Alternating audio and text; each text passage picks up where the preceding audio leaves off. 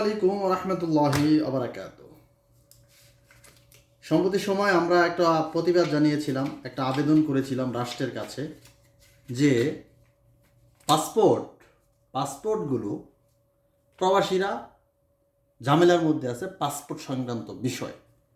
আসলে বিষয়টা কি, প্রবাসীরা কি কারণে পাসপোর্ট জটিলতায় আছে।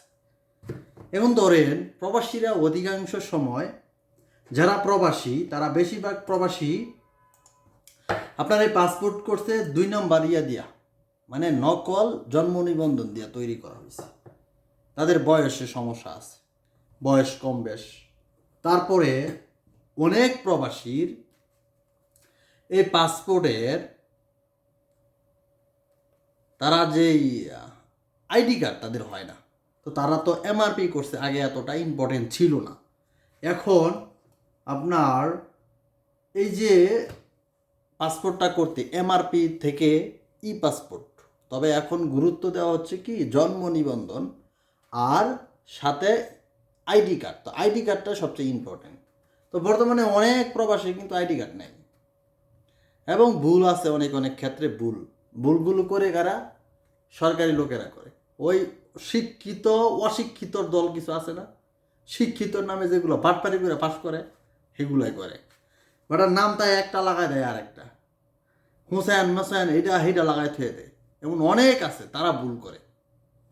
তার কারণে আরেক সমস্যা, যদি এমআরপি পাসপোর্ট থেকে আমাদের, এটা কিন্তু এমআরপি পাসপোর্ট, এই পাসপোর্টটা কিন্তু এমআরপি না, আমারটাও কিন্তু এমআরপি চলে, আমার 29 পর্যন্ত মেয়াদ আছে।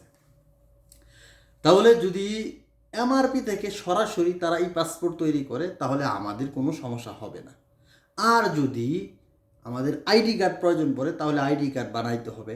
আর আইডি কার্ড বানাইতে গেলে মানুষের বয়সে অনেক যায় ঝামেলা। কেউ আছে সঠিকটা দিয়ে আইডি কার্ড তৈরি করছে। এখন সৌদি আরবের জন্য সমস্যা, কারণ সৌদি আরবে যে আকামা হয়েছে একবার, ওইটা আপনি যত বছর আগেই আসেন, আপনার ফিঙ্গারের যেই জন্ম নিবন্ধন দেওয়া আছে, একবার হয়েছে যে আপনি এত সাল আপনার জন্ম তারিখ, ওইটাই সৌদি আরব করতে গেলে ওইটা দিয়েই পাসপোর্ট মিলাইয়া করতে হবে, আর না হলে প্যাস লাগবে।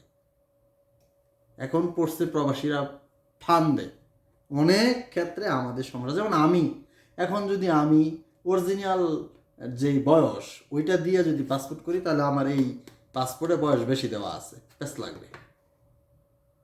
এই পাসপোর্টে কিন্তু আমার বয়স বেশি দেওয়া, 2 বছর বেশি না, 2 বছর বেশ কম ছিল।